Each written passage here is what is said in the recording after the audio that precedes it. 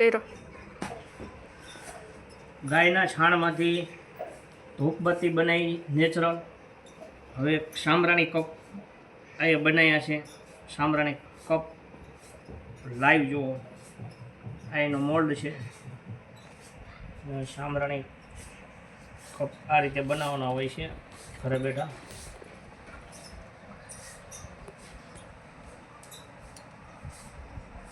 આ એનું બીબું છે. મોલ્ડને આ રીતે પ્રેસ કરી સાંભરાણી કપ બને છે ગાયના છાણમાંથી નેચરલ.